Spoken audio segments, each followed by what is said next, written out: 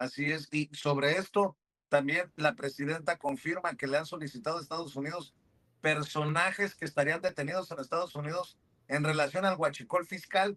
Hace unos días se hablaba, César, de una carta que habría mandado uno de los sobrinos del ex secretario de Marina, uno de los señalados, en este caso a la presidenta, hablando de una persecución en su contra.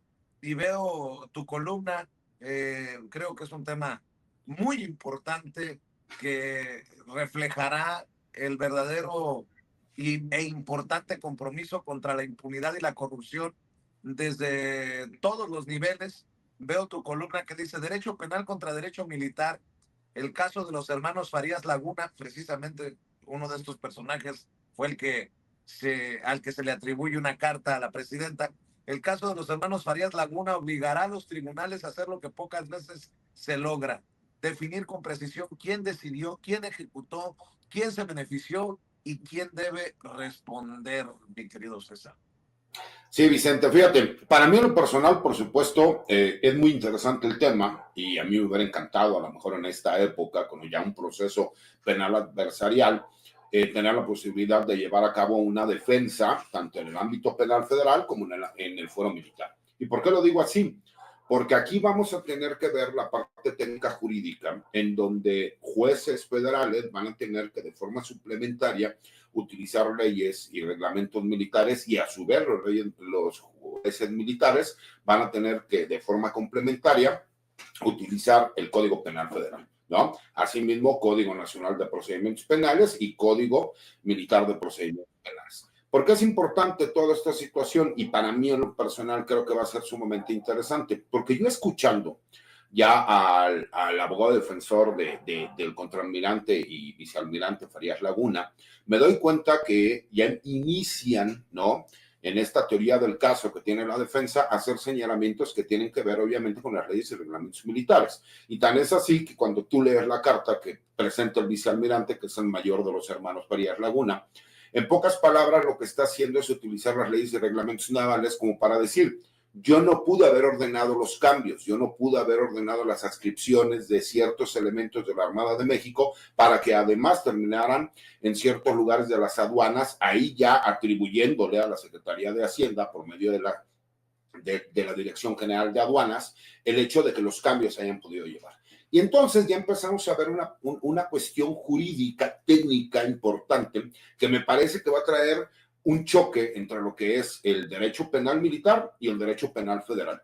Para mí, en lo personal, como abogado, se me hace sumamente interesante. Creo que va a ser importante cómo se van a delimitar, porque desde la teoría del caso, ya de los hermanos Farías Laguna, lo que ellos tratan de hacer es desviar la atención al decir que es imposible que ellos hayan podido crear todo este financiamiento y estructura criminal para poder ir y realizar estas actividades de huachicoleo fiscal, obviamente en contra del fisco mexicano, cuando la estructura militar no les permite a ellos poder realizar ese tipo de cambios y estructuras. Y me parece también que lo que están haciendo es tratar de hacer un chantaje al exsecretario de Marina, al almirante Rafael Ojeda, y a su vez tratar de involucrar hasta al expresidente de México como comandante supremo de las Fuerzas Armadas. Eso es lo que yo veo desde un punto de vista jurídico. Por supuesto, mi opinión de los hermanos Farías Laguna es que ellos, por supuesto, traicionaron los ideales de la Armada de México, pero pues tenemos que respetar la presunción de inocencia, aunque yo no esté de acuerdo y me parezca que sean muy claras las evidencias. Pero esa es la parte jurídica importante. Y quisiera nada más hacer un comentario que estaba viendo que preguntan en el chat, mi querido Vicente. Fíjate, una camioneta blindada, porque preguntaba más o menos, voy a tratar de explicar así como que muy sencillo. El acero balístico que utilizan las camionetas no tiene mayor problema, puede durar 10, 15 años. Obviamente, cuando mucho se tendría que hacer un ajuste. El problema que hay con los blindajes de los vehículos tiene que ver con el vidrio balístico. Esas famosas burbujitas que de repente ven, porque a contrario a lo que nosotros veíamos en las películas, ¿no?, en donde le disparan a un vehículo y las ojivas terminan rebotando, lo que hace obviamente el acero balístico son diferentes capas de vidrio, y cuando la capa del medio, que es de policarbonato, llega a la ojiva, lo que hace es comprimirse. y lo que hace es parar la ojiva para que no pueda ingresar. En México hay diferentes tipos de niveles. El máximo que existe es el 5 Plus, que aguanta incluso hasta un granadazo, por ejemplo. Y aquí, por ejemplo, lo que se señalaba, de acuerdo a lo que hay controversia de lo que decía Hugo Aguilar, es que a ellos les entregaron un dictamen en donde las camionetas se tenían que cambiar. Y ahí es donde viene la duda, porque obviamente las camionetas, de acuerdo al acero balístico, no tendrían ningún problema, sino que lo que se tendría que hacer es los vidrios balísticos realizar un cambio. Ahí me parece que lo que les faltó también explicar es, muchas veces el cambio del vidrio balístico cuesta casi lo mismo que el comprar una camioneta nueva, pero eso no lo explicaron y de ahí se han agarrado varios medios de comunicación para hacer el señalamiento.